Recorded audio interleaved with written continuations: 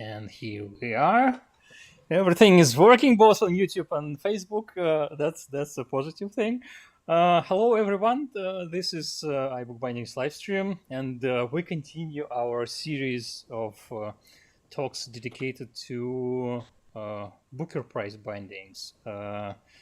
We had already 2 of them this year, this season, I guess, because the Booker Prize was awarded at the end of the last year. And today we have Glenn Malkin. Hi, Glenn. Nice to have you here. Hi. Good to see you. We wanted to invite Glenn, for quite a while, for quite some time already. But finally we got him, and that's great. As usual, my co-host is Pavel Voronin. Pavel joins us from CRBF. Hi, Pavel. Hi everyone. And I searched and I found a small interview you took from Glenn via email. It was before we started this thing. It was in like 2016. So for your blog, almost 10 years ago. That's insane.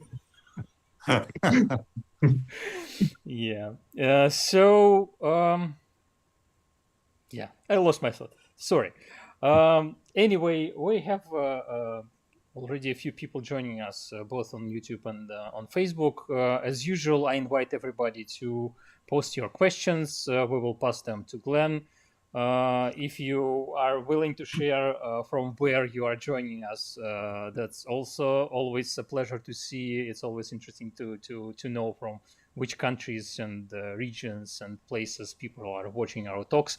So please post about that as well. We already have Elizabeth Westlund. Hi from Sweden.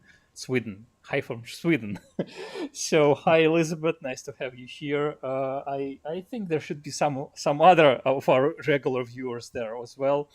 And as Glenn is the first time on our live stream, we wanted to start with a bit of biography or something like that, the self-introduction. I just wanted to mention that, Glenn, you were the person who got to bind the winner's book for Booker, right? That's correct? Absolutely, yeah. They clearly gave that to me on purpose, I'm sure. Congrats on that. Congrats on that win. It's funny, everybody's been congratulating me as if I'm the one that's won the Booker Prize, but hey, yes. I don't mind taking the glory. Well, okay, we'll talk about it a bit later, but we almost always ask our guests to say a couple of words about their path to bookbinding, because there are many people who are just starting to explore the craft, and it's always interesting to see what were the first steps for different people. So if you could tell us a little bit about that. Yeah. I mean, I got into bookbinding quite late. I was in my mid-40s because I've now been bookbinding professionally for I think it's 17 years now. And it was a career change for me. Before that, I was a leadership development consultant, so teaching leadership skills to businesses and so on. So it was a very, very different kind of world. But I kind of got disillusioned with that, and I wanted to do something more creative. I quite fancied working on my own as well. So I started looking around to see what I could do. And people often ask me how I came to bookbinding, and I still can't give an answer to that. I actually found it online. I was looking for different kinds of courses to do. I quite fancied being an architectural model maker. I thought that would be quite interesting to do. But it turns out you have to be an architect in order to do that. So that was not going to happen. Surprise, surprise. Yeah. So I was just looking at other things, and I just happened to come across a course in bookbinding, and it was with a guy called Alan Fitch, who's a bookbinder in the eastern region of the UK. And I went to see him, and that was in 2007. And that was the first time I'd even thought about binding a book. And I started from scratch. I knew absolutely nothing about it. In fact, I remember at the time, I didn't even realize, I don't think, that books were sewn. So, I was an absolute beginner. So sorry to interrupt you, but we started almost at the same time, because I also started at the beginning of 2007, and now you are making books, and I am talking about making books. Absolutely, yeah. I mean, who knew back then what we would be doing now? It's crazy. But interestingly, I did know on that first week-long course that I did that this is what I wanted to do. I think it was on the second or third day, I said to Alan that, this is going to change my life. And he was not unreasonably a little bit dismissive of that, but it really did. It was a real light bulb moment. And I looked him up. He seems to have been a quite traditional sort of bookbinder, starting in the 70s in the trade. Well, he came through the printing route. He was a printer first off. And then he eventually got into bookbinding, and he taught a lot of people. I mean, teaching was Alan's big thing. He's sort of semi-retired now, does a little bit, but he's still involved in the Society of Bookbinders. So I see him quite often. Actually, I'm still good friends with Alan. So that was in April 2007, and by January 2008, I'd gone full time as a bookbinder. It was that quick. Having said that, I didn't make any money for a long time because, of course, during that period, although I was doing it full time, I was practicing and I was learning and so on. And I thought at the time that you worked as your own person in your own workshop from the start. Absolutely, yes. But that's extremely fast. Could you please not gloss over that? How you started so fast? That's a dream for lots of people. Well, I just couldn't stop making books. So I just, I wanted to change my career, and I knew that I had to really go for it. So it was a big decision, to give up what was a quite well-paid job and go into something that I knew I wasn't going to earn much money with.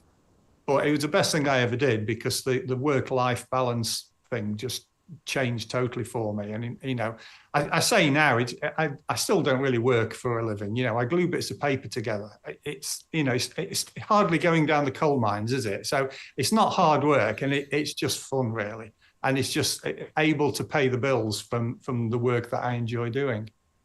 So as I say, it took me a long time to get to the point where I was starting to get customers, and it was a continual process of learning. I was going on as many courses and tuition programs that I could find.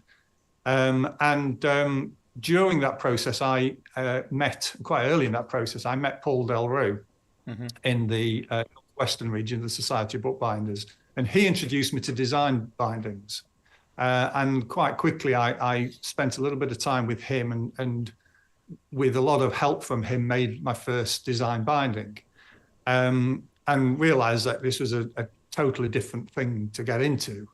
But I loved it. So it was very artistic, very creative, and yes, there were a lot of technical skills involved, but ultimately it's an art form. So I enjoyed doing that, and I therefore developed my routine book repair type business alongside my design bindings, I gained some success with design bindings quite early on. I think the first prize that I won was in 2009, so it's only a year later, in the Designer Bookbinders competition. So that gave me a lot of encouragement, and I just went on from there. But I think the thing is, at the beginning, I thought I was on a 20-year learning curve. I thought it's going to take me a long time. And I realized now that was nowhere near long enough. We're all still on this learning curve. It never finishes. And that's one of the nice things about it, really.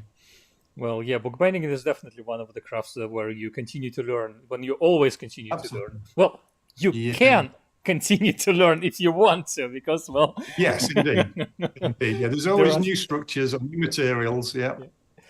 So when did you I will interrupt from time to time, because we have a couple of comments, and I ask people to comment, and it would be rude, not to No, of course. Voice them. So we have Ruth Brown, hi from Ottringham in East. Oh yes, that's just down the coast from here. Yep. Okay. Hi, Ruth. We have Lin Fang. Cheers from Buffalo, New York. So yeah, we have. Nice. people already from at least from 3 countries joining us. So Excellent. nice to have all of you here. And once again, if you have any questions, please post them, and we will pass them on. And please also check the description of the video. There are some useful links. There are links to Glenn's website and Instagram account. Please follow Glenn on Instagram. There are also links to our social accounts. Please follow us, and please check our Patreon account, because, well, getting money from our patrons helps us to do some research for some of our videos, for some of our streams, and to pay for editing and some other stuff. So it's really helpful. We have Paul Sterling. Hi from Surrey. So hi Paul. So yeah, let's continue. Where did we stop? Okay, well, I suppose the next thing was my development through Designer Bookbinders. I became a licentiate of Designer Bookbinders because I knew I wanted to pursue the design binding side of things.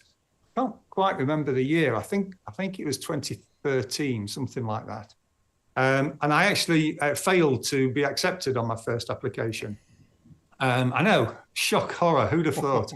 But it was actually quite a useful experience once you get over the disappointment, because you get very good feedback and it points you in the direction of where you need to develop.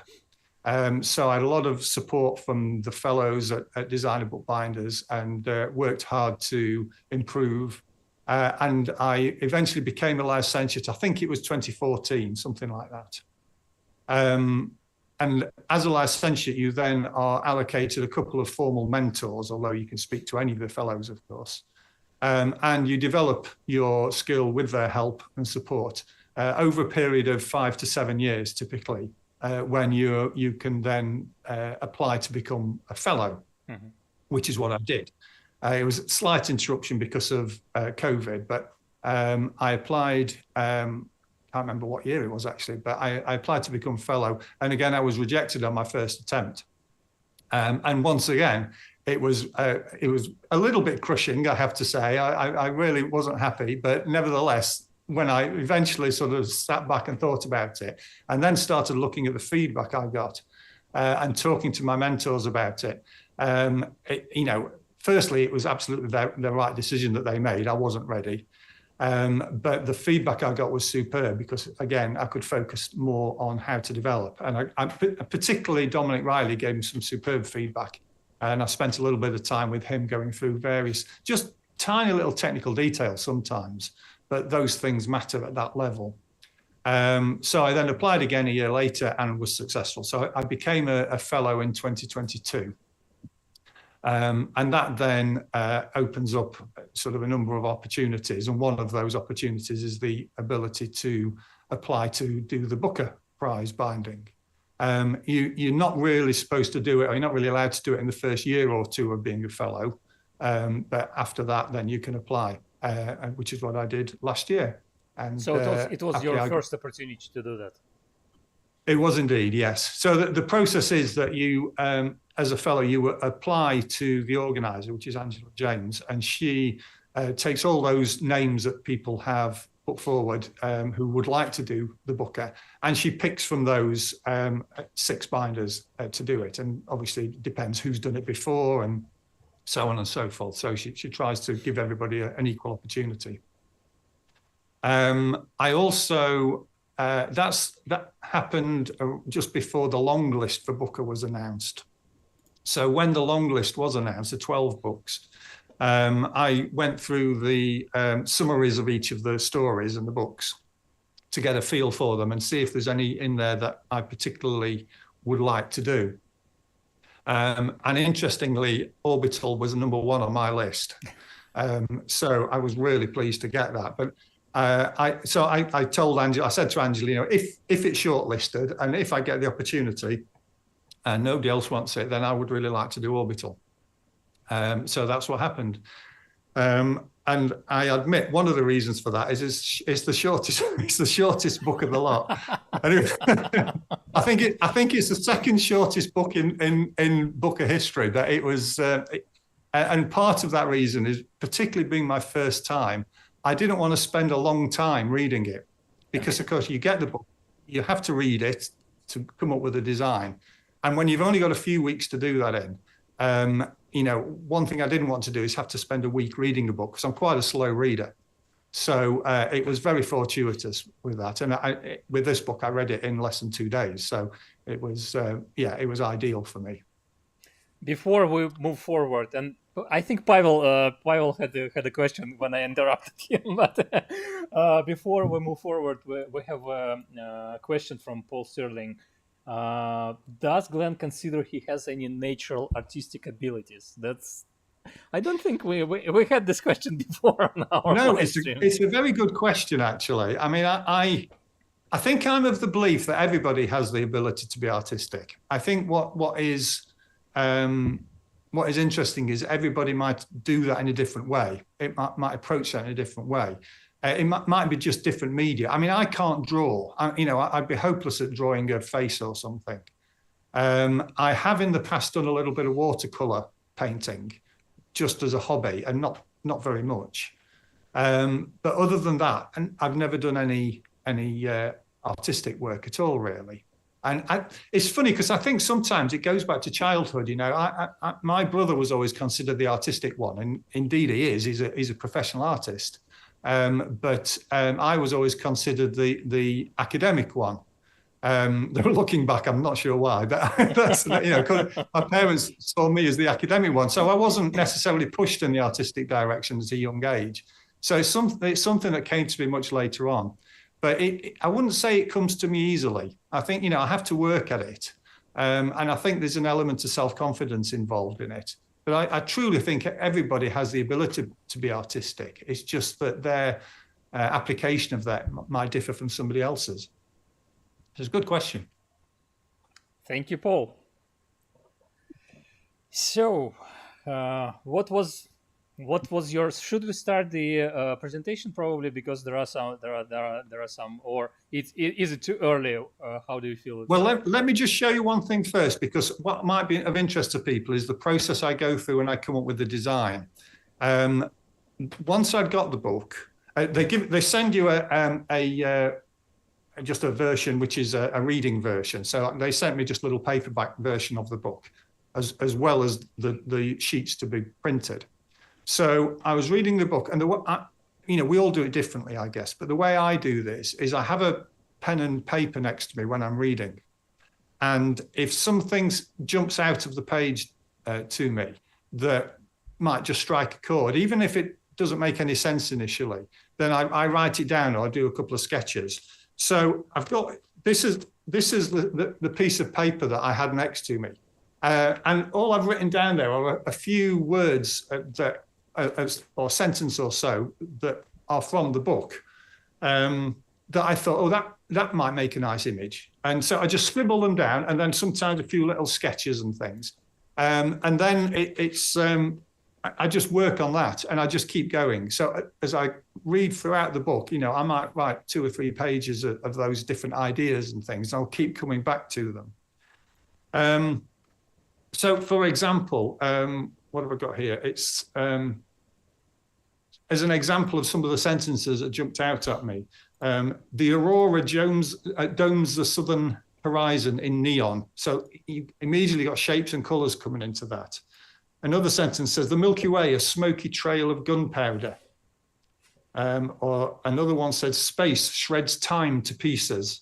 So just things that stand out that I think maybe I can, hang something on that. And often that's how I come up with ideas. And there's an idea there, which is a sort of, you probably can't see it, but there's a sort of a fractal kind of sketch there, a bit like an ammonite.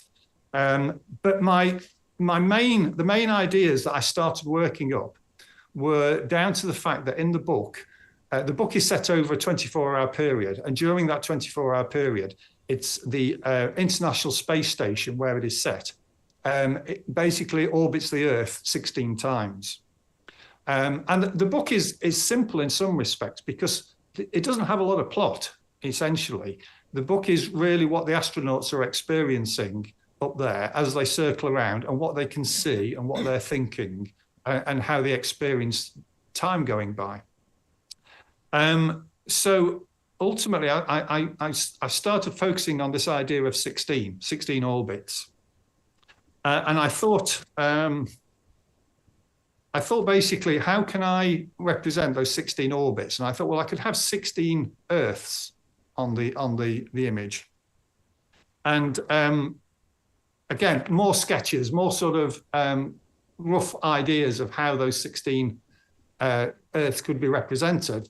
And of course, you then think, well, it's got to go across the front and the back of the book. It's not just on the front. So again, just little sketches about how I might actually present that, and these sort of different shapes, and it wasn't really working. Essentially, you know, the idea I got in my head I found really difficult to put onto paper. And I mused on these ideas for some time. And for me, this is often the longest part of the process. It can take weeks to come up with the design. And I just keep sketching and keep playing with these ideas until something comes up. And often the end result is very different. But now there is a timer there. Exactly, yes. So it's a very different process. But I was really lucky because, as often happens with me, it sounds a bit weird, this, but more often than not, probably, I come up with ideas in my sleep. And so I'm in bed and I'm thinking about it when I go to bed very often, just sort of musing on some of these ideas. And in the middle of the night, I'll have an idea.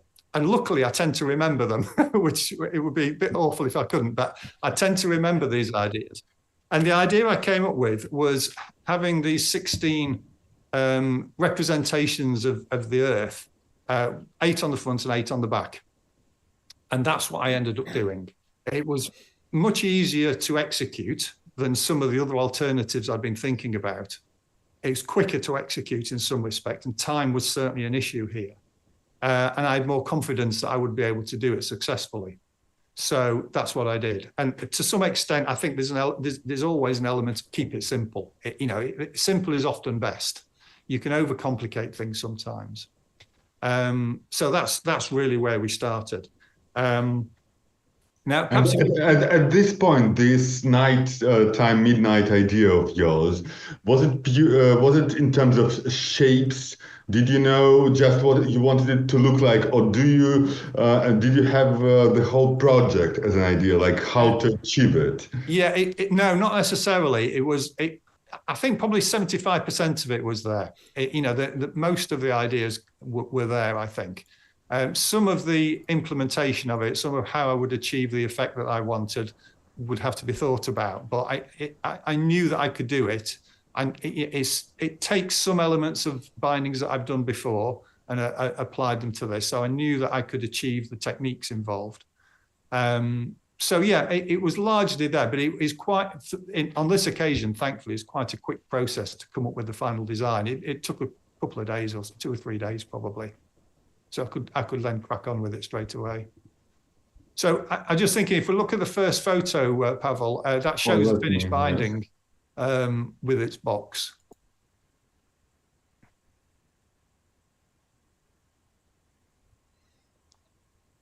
While Pavel is figuring out how to do PowerPoint, I will read another comment. Haven't I? That's it. Yeah. It just took a second, I will read the comment from YouTube. Maria Rozakina joined us, a colleague of ours from Moscow, who now lives and works in London. Just want to point out that I find Glenn very talented in terms of artistic ability. I was sure that you were a professional artist. So here's that. No. It is interesting because quite a few fellows of Designer Bookbinders do come through the art college route. And, they do have an artistic background like that. That's certainly not the case for me. I was surprised to hear that too, because so many of your bindings are based on very complicated designs with a very confident line building it up. So I always assumed that those were your drawings. Well, I mean, don't tell anybody, but I tend to generally go for the easiest options very often in my bindings. They may look complex, but they're relatively straightforward to achieve. And that's always a secret to it, I think. Like I say, I think you can get overcomplicated if you're not careful. I come up with loads of fantastic ideas to do a binding, and then realize there's no way that I'm going to be able to actually achieve it and implement it. So yeah, frequently I end up totally changing what I want to do. So this is the finished book. This is the book Orbital, and you can see there the front cover with the 6 Earths, if you like, on there, and there are 6 similar ones on the back, which we'll see in a moment. And for my design bindings, I always make a wooden box as well. So you can see there the leather panel on the front of the wooden box. Do you make the wooden box yourself, or do you have a... I do. No, I make them myself to fit the book, yes. And there's sort of a suede-lined wooden box, yeah. And on the box is this sort of BBC shot from space, you know, planet Earth. It is a little, isn't it? Yeah. Well, again, there's numerous references in the book about looking at the horizon and whether it's looking at the aurora or just the atmosphere. So I thought it was a perfect opportunity to incorporate that into the design. And you'll see the title Orbital is just blind tooled on the front as well. So what you get from Booker, from the Booker Foundation, is a set of specially printed sheets like this. Which is really nice because they didn't used to. Some years ago, you just used to get a copy of the sewn book. I don't think it was bound, but you had to take out the sewing and take it apart and so on. So it's nice now that they produce these. They're some decent quality paper. The grain direction is correct. Plenty of margin for you to trim down. And there were several blank sheets as well, should I want to use those for end papers, for example. So that's where we started. That's the book that I've just shown you. So that's the paperback version of it. And again, you know, sometimes you can get ideas and things from the bindings that are on the published books. Similar. Sorry, I just want to mention we've over the years we've conducted quite a number of these book binding interviews, and everybody always reads the book fully before binding. I wonder if eventually somebody will go down the improvisational route, like come up with it as you go. Well, who knows? I mean, it's certainly possible. I know a lot of people actually read the book multiple times. As I say, I'm a slow reader, so I couldn't do that. I don't think, not in the time scale. So I think the truth is, if it was a very hefty book, then, you know, like Wolf Hall or something like that, then I think if you're a slow reader like I, maybe you may struggle to get through it all and still give yourself plenty of time. But you'd certainly still read some of it. You'd certainly skim it. You'd certainly look at the summaries that are available for the story, which, you know, are online and on the Booker website. You can look at the interviews that are done with the authors and various other resources that will help you with it. So I think that, you know, there will be occasions when maybe that does happen. But you can't beat actually reading the book. I mean it not in a derogative way, but as a method. Imagine the binding being forced to change the whole concept because of a twist that comes towards the end, and you're almost done, and now you have to do something. Yeah. No, it's a fair point. It's a fair point. I think that the problem is if you don't read it, then you potentially have the possibility that your binding doesn't relate to the subject of the book, and it needs to have that connection. Absolutely. So here we see the book was sewn onto 4 tapes and rounded and backed. Although it was quite a thin book, I think there were 10 sections, so plus the end paper, so there's plenty of sections to round and back. And I've just filled in between the tapes there with a piece of mull, I think it is, just to level it off a little bit. And so then we've got the edges decorated. I've just sponged on acrylic ink, and I've sprinkled it with gold leaf and then polished it with Renaissance wax. The key to successful edge decoration, I think, is preparation, and it needs to be ploughed and then sanded to a mirror finish. It needs to be absolutely smooth to get the best results. And by the way, course, to add a small plug, we recently had a amazing talk with Tom McEwen about edge decoration, where he showed some of his processes there. So if anyone is interested, please find it. It was a few videos ago, so not so long ago. And it was a speed run too. The final demonstration he did in under 20 minutes. Yeah. I mean, Tom's well known for his edge decoration. He does some superb work on book edges, and there's so many different techniques to that you could choose from as well. Yeah. So it's just the technique you choose to go with the book and with the binding that you're doing.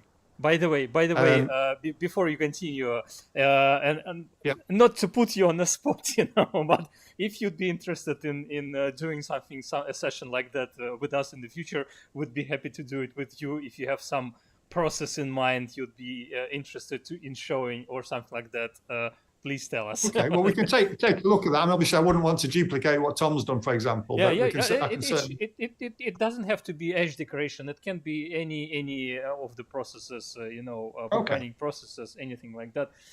There are a couple of questions there.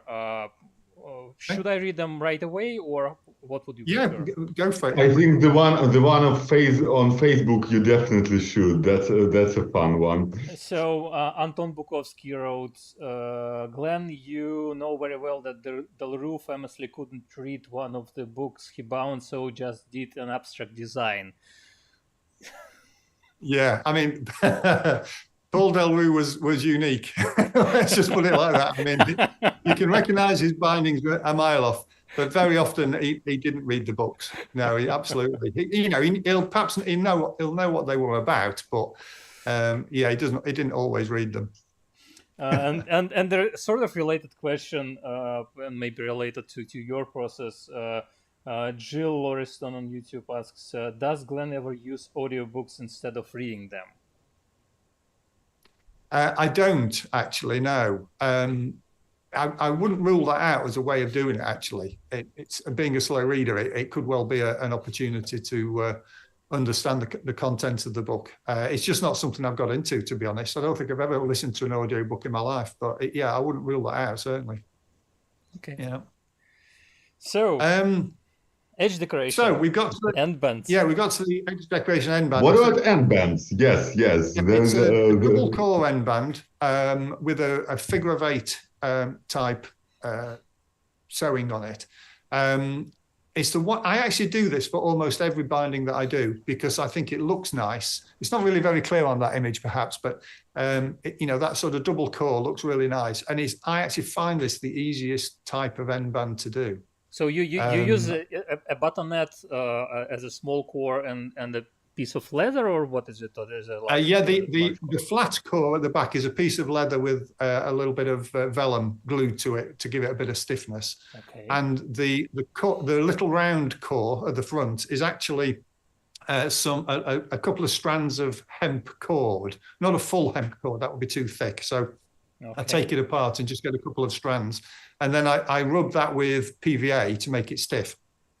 And then that's what I use for the small core at the front. Yeah. It's always exciting and interesting to find out what different people use as cores, because there are so many approaches and methods to do it. Yeah, absolutely. Yeah, that's right. You'll also notice on the left of that photograph that I actually I glue and tie the two together at the left-hand side, which helps hold everything in place whilst I'm working it. Yeah. So so that's the end band. If you go to the next slide, Pavel, you'll see that's the forwarded book. The number of things to point out here is you'll see that the surface of the cover has been sanded, and you can see the tapes near the spine. And that's because I recessed the tapes into the front of the board. They don't go through the board; they're just recessed in and glued in position, and then linings put on top. Now, this is a technique that Paul Delru used, which is why I use it, and it works for me. So you don't have any problems with having to flatten the boards on the inside where the tape comes through, or recess the tape or anything like that. provided you've got sufficient tapes on there, it holds in place really, really well. I've never had a problem with the board coming loose or anything like that. You'll also see the edges of the boards are chamfered. That's what I wanted to ask next. Yeah. The board in the middle is probably a little over 2 millimeters thick. Mm-hmm. But I always chamfer the edges because it gives it a much more delicacy, much more refined finish when the edge is maybe 1 to 1.5 millimeters thick. So it feels like it's a narrower board without actually losing the strength. So I always do that. The other thing on the spine is that I use a 3/4 hollow. Now, a 3/4 hollow, for those of you who aren't familiar with it, it's a standard, if you imagine a standard 1-on, 2-off hollow, mm-hmm. The areas, the 2 centimeters at the top and at the bottom, the 1-on part of the hollow has been cut away. So it doesn't go right up to the ends.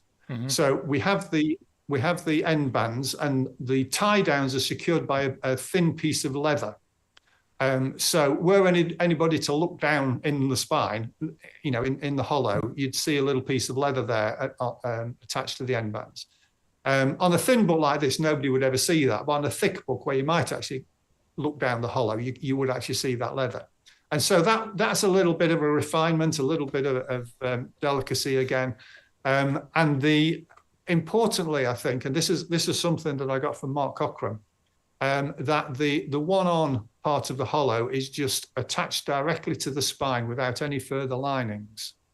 Mm-hmm. So you don't flatten the spine, you don't get rid of the lumps, you just put the hollow on. Mm-hmm. And the flattening of the hollow happens on the outside. So the hollow went on, and then I covered the outer part of the hollow with watercolor paper. Mm-hmm. And sanded that. So any lumps as a result of the tapes will be removed on the outside of the hollow. Now, the benefit of that is that the book opens better because there are less linings actually attached to the spine. So you're not getting the stiffness that would sometimes create. So the book actually opens better than it might otherwise do. Also, so it's a technique I use. Also probably less chance for the leather to split in the future in dozens of years at the hinge. This way. Yeah, potentially. Yeah, I mean it's a nice technique. As I say, I learned it from Mark Cockram, but I know it's been used for a long time. I think by various people, but it's a technique I use on all of my design bindings now. In fact, on most of my bindings. It's a really nice way of doing things.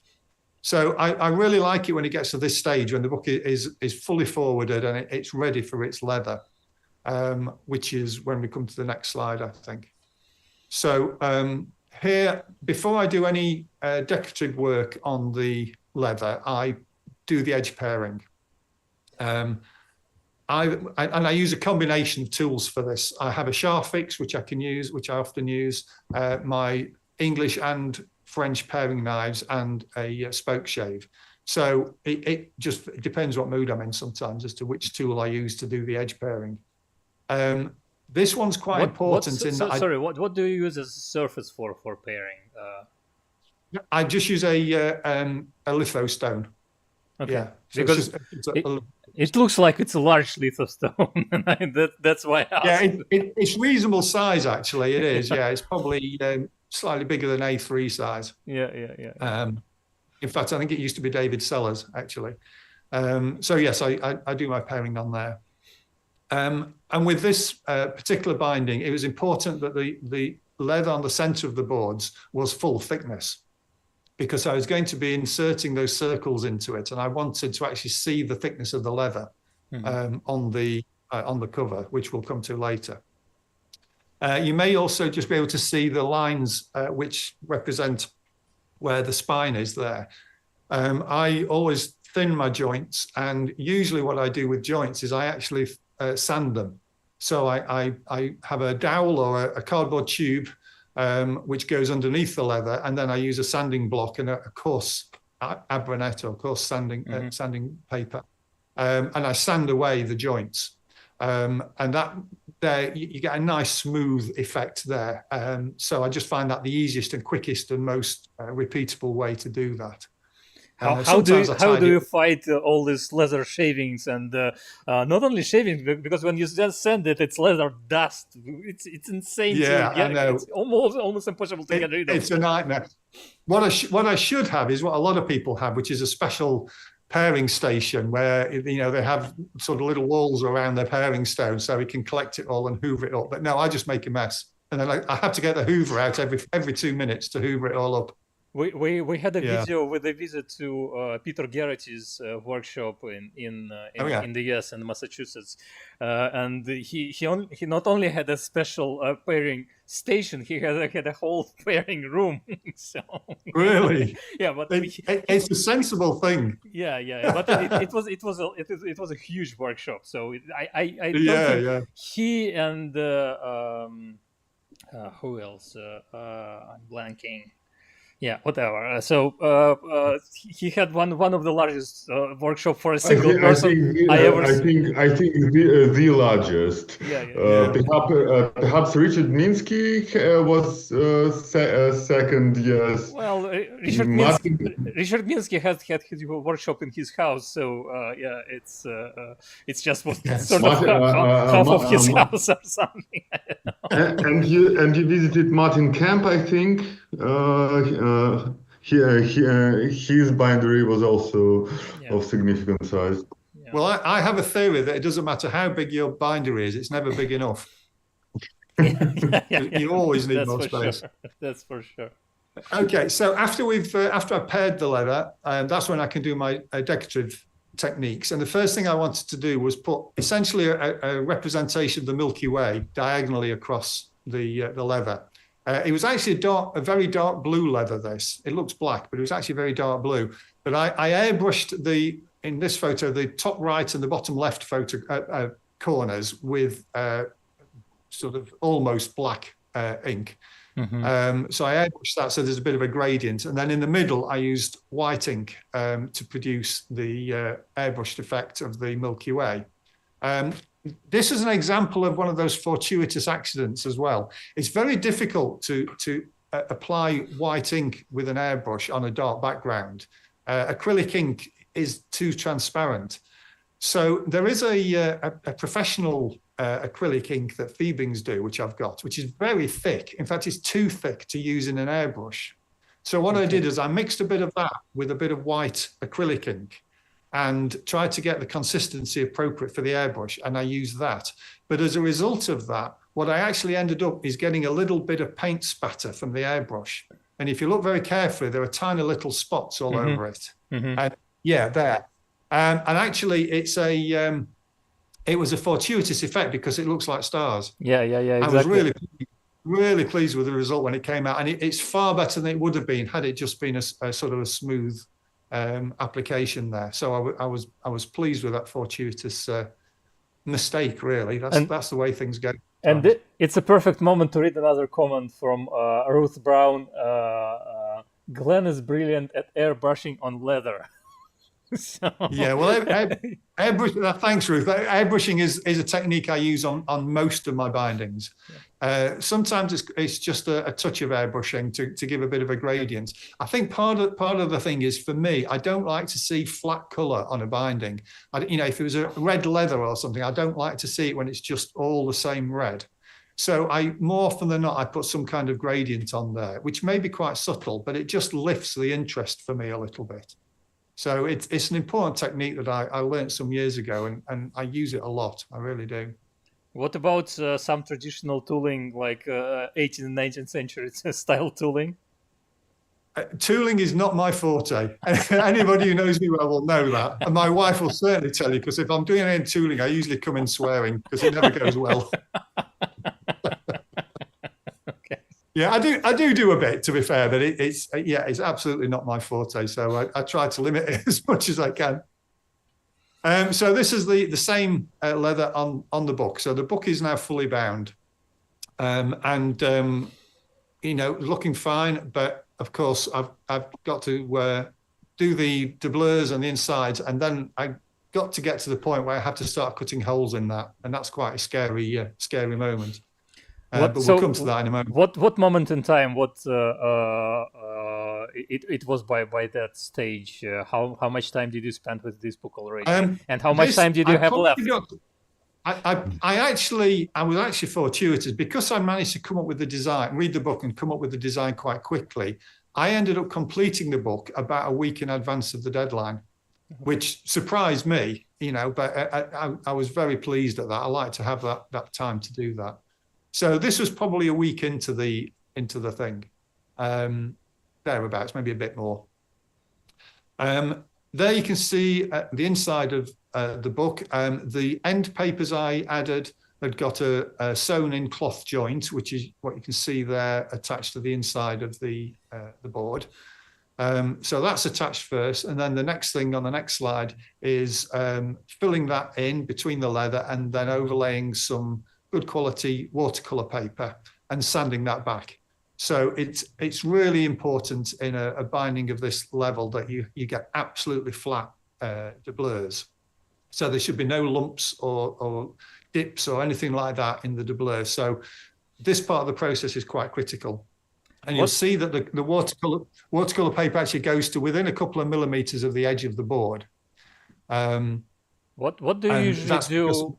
Yeah, sorry. What do you usually do with the turn-ins at the corners? How do you work them out? The turn-ins at the corners, I use a technique which I learned from Don Etherington, actually, and it wasn't even personally, it was from a video I saw of Don Etherington, where he showed how to cut the corners using the corner of the board as a guide.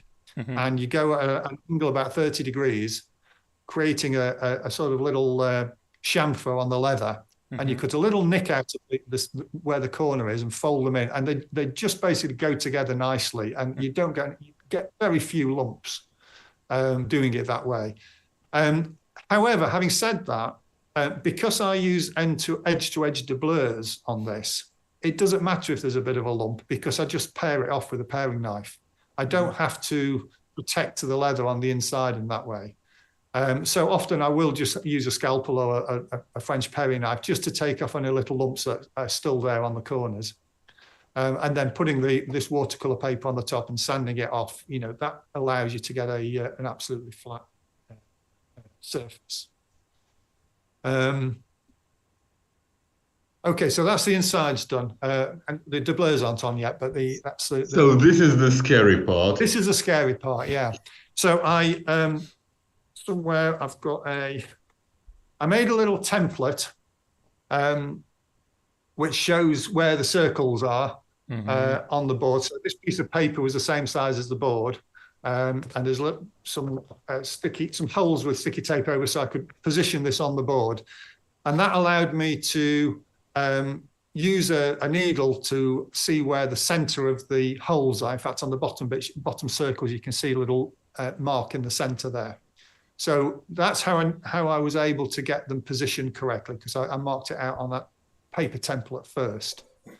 I then cut out the circles using just a circle cutter, which is a real simple, cheap device, but it's just like a compass with a blade, and works really well.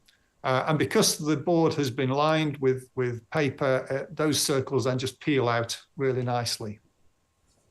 Is there some kind of rule of thumb for how close to the edge you can cut? How much between the holes? Because those are the scary bits. Yeah, absolutely. And it's if there is a rule of thumb, I've no idea what it is. I just had to guess. You're absolutely right, though. You don't want to go too close to the edge because you want it to be secure. But equally, I wanted to get a decent sized circle, so it would need to go quite close to the edge. So I think at the top and bottom, I was certainly less than a centimetre away from the edge. I don't know whether that was a good idea or not. So I took those off, and the same on the back as well. And then I needed to fill them. And so here is the leather, or one of the pieces of leather that I took. This was actually natural goat, so it was a fair goat, the sort of beige coloured goat, which at first I coloured blue with acrylic ink, And then I used craquelle as a technique to produce these sort of effects. So there's a combination of craquelle, there's some sponging going on there. In fact, got here, I actually did several of these. So there's several of these pieces of leather. You'll see also that on these finished ones that I also then painted on. I did it actually with a cotton bud or Q-tip, painted onto white, which I wanted to effectively mimic clouds in the atmosphere. It was never intended to be an accurate representation of the Earth. It was purely illustrative, purely representative, I suppose, of what the astronauts could see looking out of their windows. And they wouldn't often see the whole Earth, they just see part of it anyway. So it was just sort of random colors, greens, blues, browns, and whites, really. So I made several of these, and I cut out many, many circles and then picked the best ones for the... You know, I thought those weren't Earth, like whole Earth. I thought that those were meant to be views you get from those circular windows. Yeah, I think you're right. It wasn't ever meant to be the whole Earth, really. It was just the views that they were seeing. So these are some that didn't make the cut, but just different sort of illustrations, and the different colours, the different craquelle effect that I got on them allowed me to pick ones that were different but worked together. So in fact, if you go to the next slide, Pavel, here what I did is, that's the back of the circles on the left there, but I arranged them so that I was happy with the order they were in, and that there weren't two that were very similar next to each other, that kind of thing. So I numbered them all, so I knew which was going where. The circles that were being inlaid are smaller than the circles I cut out, so that they would leave a little channel around them, which, as you can see, I painted blue just with acrylic paint. The reason for that is just so that essentially it represents the atmosphere. It's just a representation of the atmosphere. But the truth of the matter is, it's also easier than cutting circles that fit perfectly. And again, I didn't want to spend a lot of time if I didn't have to doing that. But it was a design decision as well. It's one of those techniques which look really great, but are actually relatively straightforward to do. So it's for this project, it was a good choice, I think.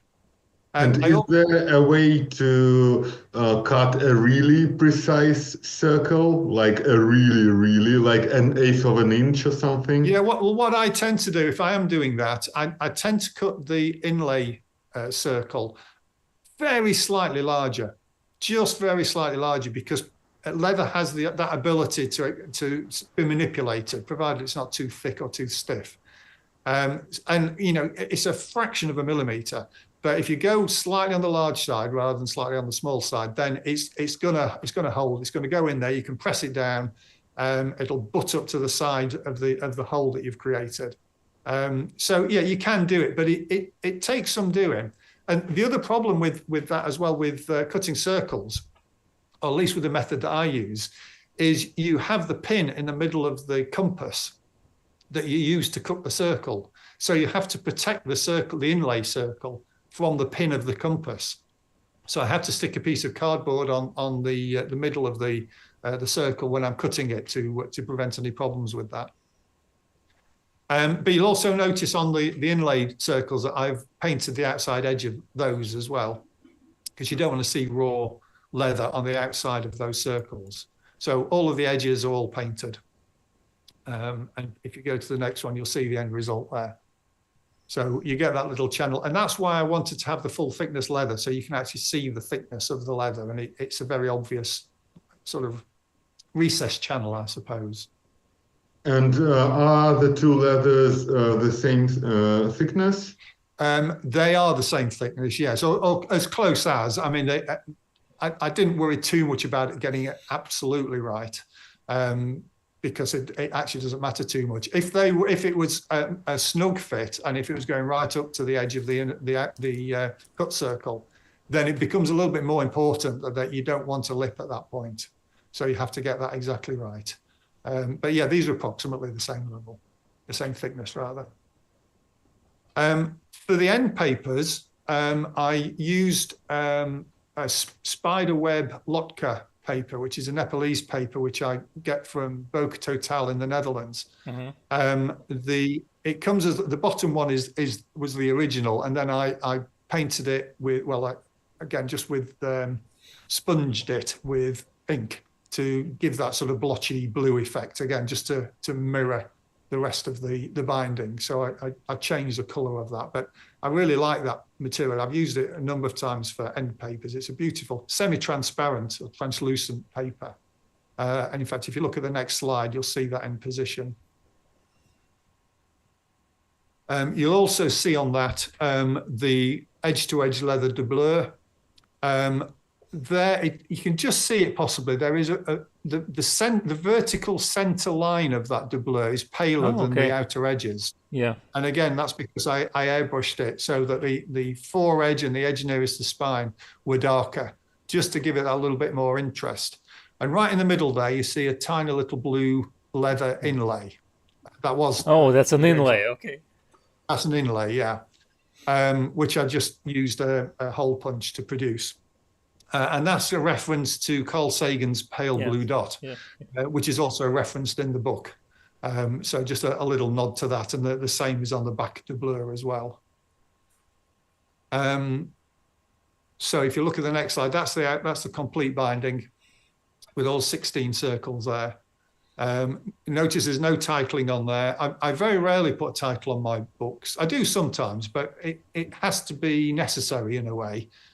Sometimes titles are, for me, can be kind of elbowed into a design when they shouldn't really be there. You know, it doesn't add anything to it.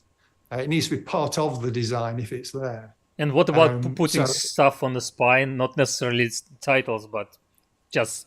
Yeah, I mean, you can do. Yeah, I mean, it's just down to the design that you come up with. But like I say, often a title, to me, distracts from the rest of the design, particularly if it's a gold title.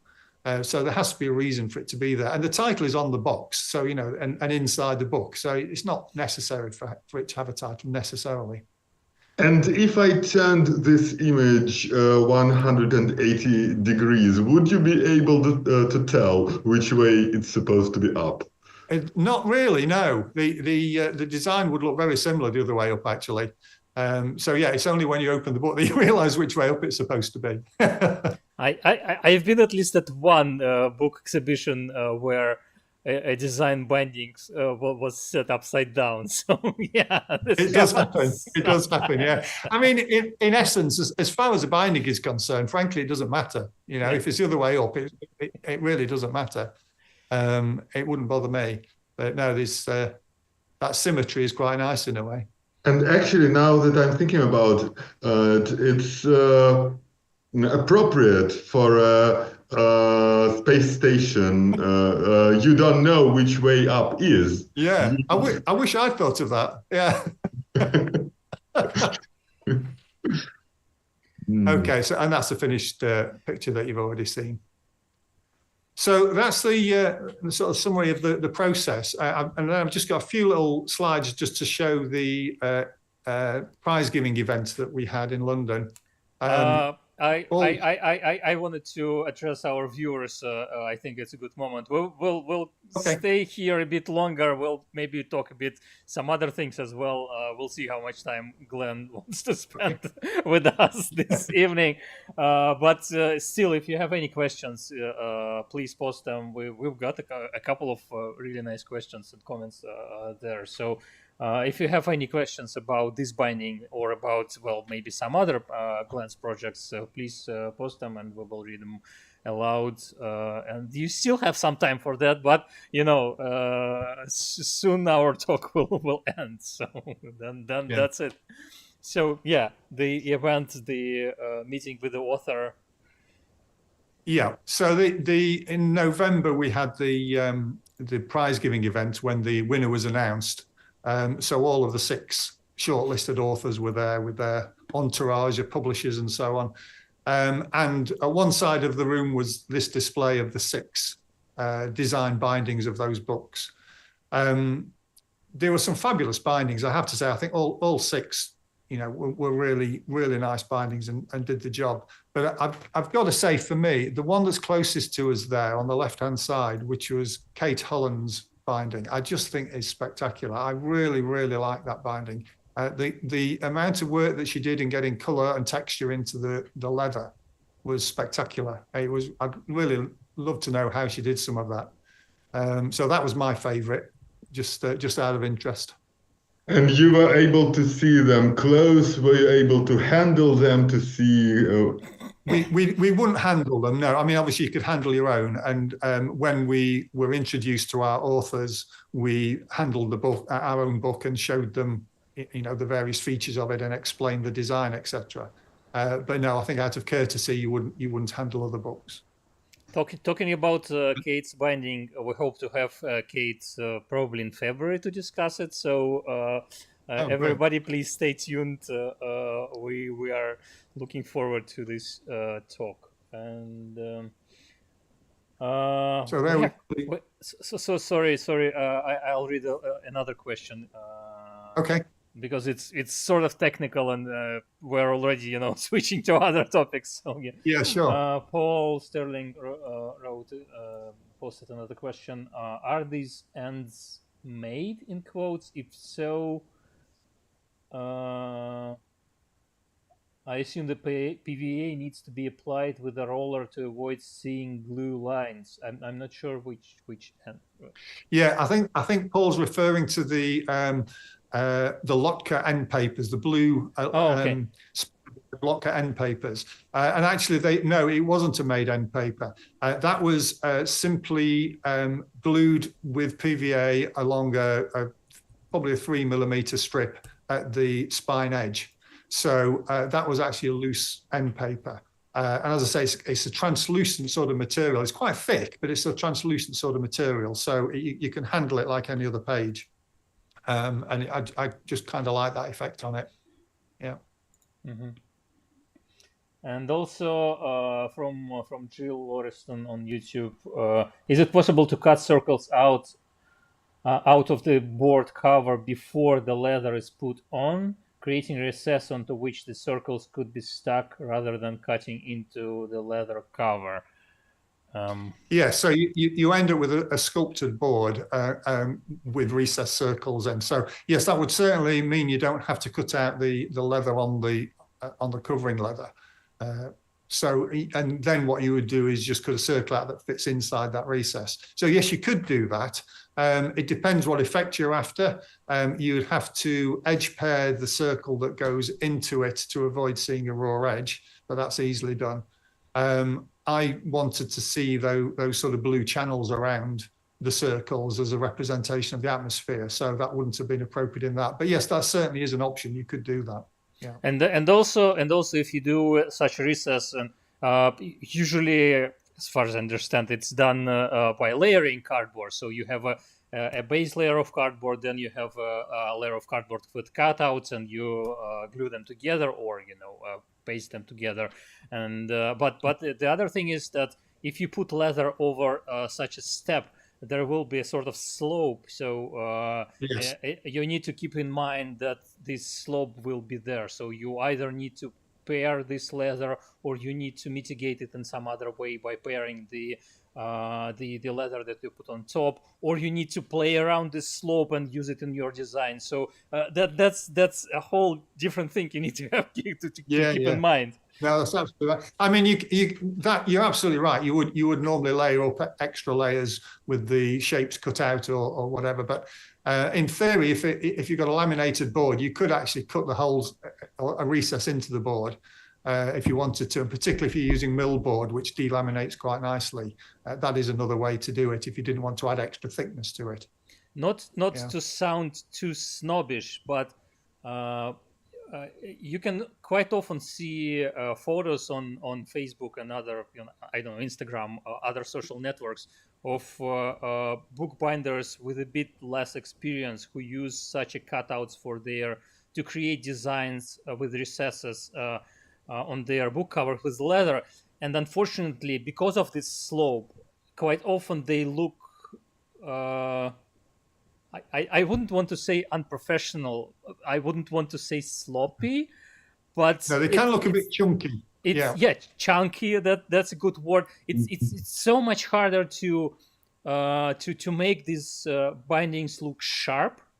So you need to make a really conscious decision to use this as a part of your design and to play around it, so it wouldn't be chunky, but would be a real part of a design. So sorry for this rant, but it's something to consider. A couple of things with that, I think, is often the leather is too thick, and therefore you get the effect of that extra thickness causing problems.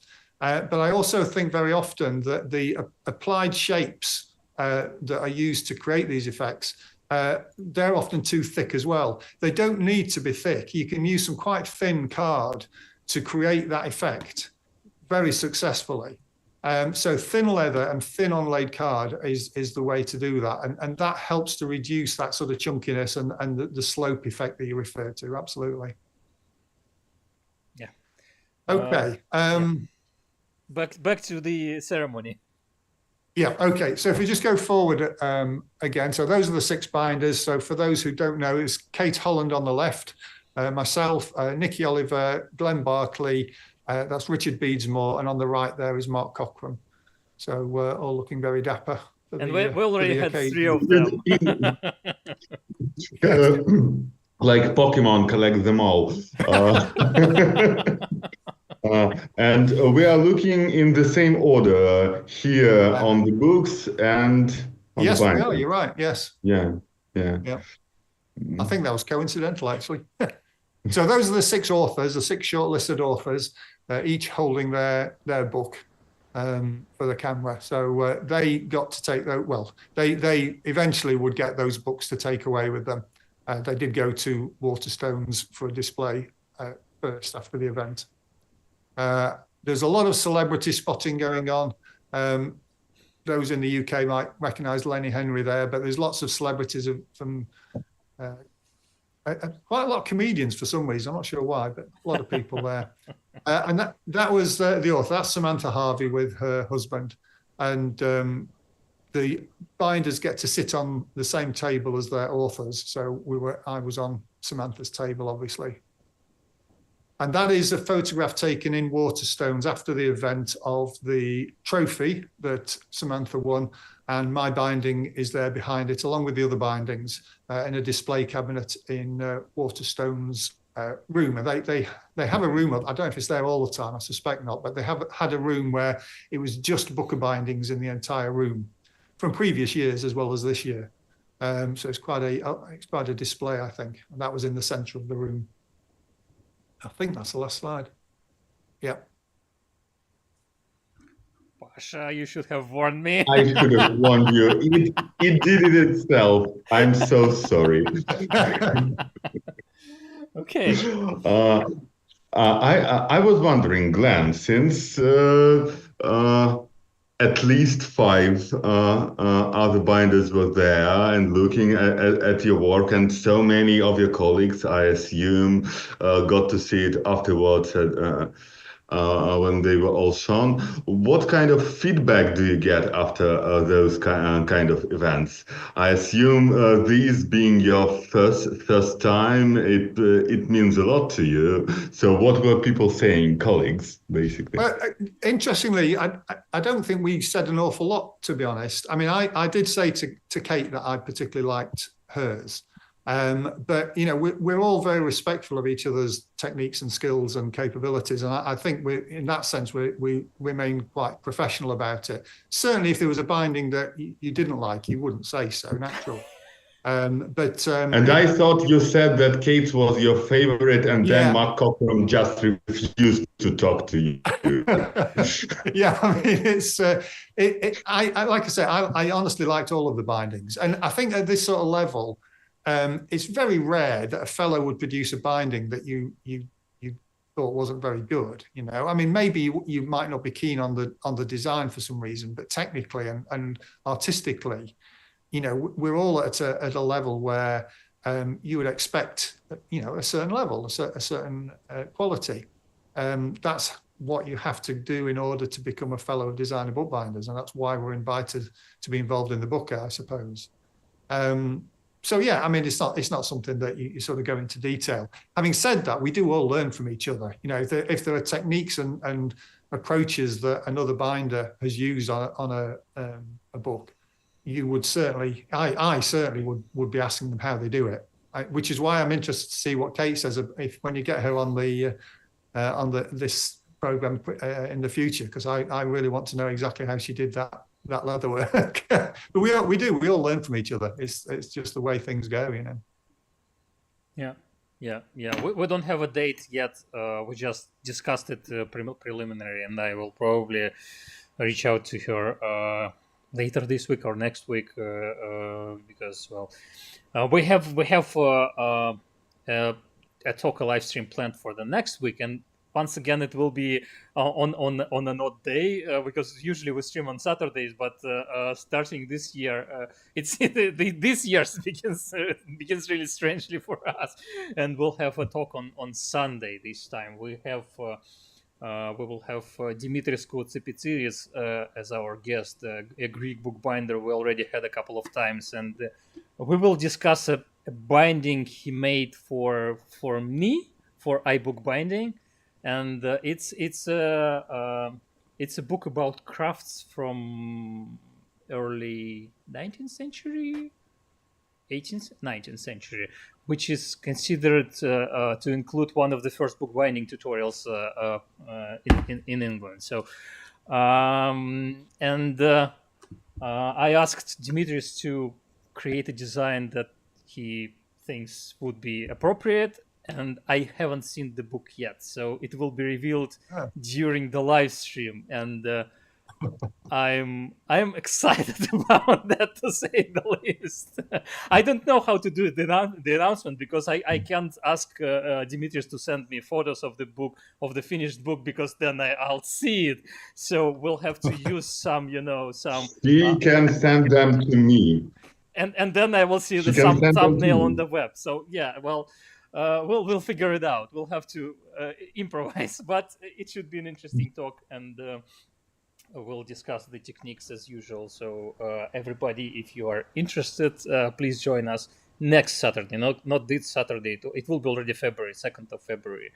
I'll post about it, of course, a bit later. But also, we hope to get Kate later in February, and then maybe even some of the two remaining. At least somebody of the two remaining binders from this year. So that was quite insightful and very interesting and educational, and many thanks for that.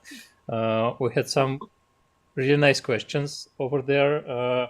Our viewers probably still have a couple of minutes to to send more questions if they want to ask anything. Sure.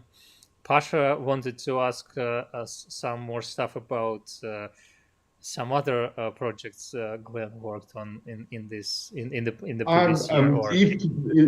I don't know. Maybe after such a deep dive, we could talk about something else, not about the bindings themselves. I was wondering how your teaching was going. Teaching is quite a large part of what I do now, and I do a number of types of teaching. I teach a local workshop of up to 10 beginners in my nearby town, Hull. So I do that once a month. There's different people each time, although some people come to most months sometimes. So those are one-day workshops, and I just do different kinds of book structures and so on. Occasionally it's a 2-day workshop. I also do workshops for the Society of Bookbinders, going around the various regions. I do some of that. But increasingly I'm starting to do more one-to-one tuition, but not beginners so much as sort of intermediate level, really. People who are wanting perhaps to get into design bindings particularly. So that's the sort of focus of what I want to do with a lot of my teaching. So I've got quite a few of those booked this year. In fact, probably enough to last me the year. I think I've got something like 8 weeks worth of teaching for that, because they're sort of 1 week modules that I do. And happily people coming from all over the place. I've got somebody coming from Hong Kong, somebody coming from France, as well as the UK. So, it's, somebody coming from Scandinavia as well, I think. So it's nice to get an international element to it as well. And how do you teach design binding? Well, you can teach the technical side of design binding, and then you can explore together with the student what their ideas are in terms of the design and how that might be achieved. But it's a different kind of thing, really. It's two very separate areas, but certainly the technical side and getting the detail of the technical side right, the forwarding and the quality of the boards and all those kind of things, and working with the leather. But when you get to the design, one of the exercises I always get my students to do is, in the space of probably half an hour, to come up with 12 different designs. And I get them just to sit at a desk and just with a pen and paper and just scribble out as many designs as they can come up with. And invariably from there comes 1 or 2 sparks of ideas that can then be taken forward and built upon and explored further and so on. So it's a difficult thing to do, I think, because designs are so personal. I have to try really hard sometimes when I see somebody's design that they're really enthusiastic about, because sometimes I don't like it. I don't like the design, but that doesn't mean to say it's a bad design. It's just that it's not my cup of tea. So it's quite hard not to sort of be negative sometimes. That's just what you have to do as a teacher, really. When it comes to art and design and so on, you have to let them develop their own style and do what they want to do. A friend of mine teaches design, and he always says that it's basically just critiquing other people's work. Yeah, I mean, what I focus on is, if somebody is trying to produce a particular design, I will try to help them work out a way of getting the very best out of that approach, or using an alternative way to achieve something, or to make it more precise, for example, or whatever it might be. But I'm very reluctant to tell somebody to come up with a different design because I don't like that one. That's not the right thing to do. It's a very personal thing. Are there any? Sorry, I want to get perhaps from Glenn a name, perhaps an up and coming designer bookbinder who's been studying with you. I think it would be wrong. It would be wrong to just pick one out, actually. But there are a number that I've had that are really good, actually. Yeah, I'm not going to name names, but there's 1 or 2 in particular. In fact, one I saw at the weekend, actually, and she's just got, you can tell when somebody's just got that skill, that level of skill and ability and just talent for it, really. So you do get people like that. In the same way that you get people that struggle, that do it because they enjoy it, but they're always going to struggle to get the precision and so on that you need to make it as a design binder. You don't get many, to be fair, like that. Most people have some level of skill and capability, but particularly some of the beginners that I've worked with, they come back time and time again, but they never seem to improve. But that's, as long as they enjoy it, I don't care. They're quite happy. But yeah, when it comes to design bindings, I think anybody can do it, but some people just do have a bit of an ability, a bit of a talent for it, I think. When we were talking before the stream began, you told us that you were phasing out the book restoration part of your business, but yeah. do you continue to teach that, or did you ever teach that? No, I very rarely, in fact, I can't think I've ever, maybe once taught restoration or book repair, actually, to be precise. I find it difficult to teach. You can do it perhaps on a one-to-one basis. Some people do group workshops with book repairs. I don't know how they do it because every book is different, as you know. Every treatment that's required is different, and so I wouldn't know how you can give sufficient attention to each person's book to enable them to do a decent job of repairing it. So I've always steered clear of doing repair workshops. Mm-hmm. And although, to most bookbinders, repair is our bread and butter, that's what brings the money in, really. I've got to a point now where I can pull back from that a little bit. And, well, at the moment, I'm not doing any. That's not to say I won't do it in the future if something particularly interesting comes along. But the problem with it is that whenever you've got a stack of books on the shelf looking for a repair, that's what you focus on. Those are the customers that need your attention, and the time you have for yourself to go and do a design binding or play about with a piece of artwork or something that you've been thinking about, you just don't do it. The real work gets in the way. So by removing the repair stuff, it's just freed up more time for me to focus on the design bindings, to focus on artwork and so on. It's like today I have a concept for a binding that I'm thinking of at the minute, which involves an acrylic painting that would be done by a palette knife. I've never done palette knife painting before. Mm-hmm. So to have the time to play with that, as I have been doing this afternoon, is a real joy.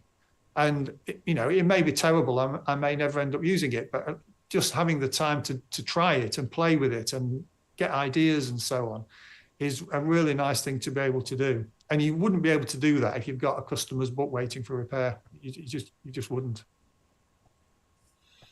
Yeah. That's Lucky true. You. Yeah, I guess that will be it for today. It was great talking to you, Glenn. Thank you for joining us. I hope we will see you on our live stream once again in the future, maybe later this year, maybe next year, to discuss something else. And good luck with your projects. Good luck with your classes, with your teaching. And thank you very much. Have a great year. Thank you, and you. Thank you. And many thanks to our viewers just for joining us and for posting questions. And stay tuned. As I mentioned, we will have our next live stream is scheduled for the 2nd of February. We'll post the exact time a bit later. And we'll see how it goes from there. There should be, I guess, at least 1 or 2 live streams in February after that. And we have some ideas, some more ideas about other talks for later this year. Once again, I invite you to check the links in the description of this video. Subscribe to our social accounts. Please share this video, this talk with people who you think would be interested in that. Please check our Patreon account, and please check Glenn's website and Instagram account and subscribe. There is some interesting stuff there. So yeah, that's it for today. We'll stay a bit longer while the stream drops, the last 30 seconds or so drops on YouTube and Facebook. But that's it. Have a good evening, or have a good day if you are in the US or in the Americas. And see you next time.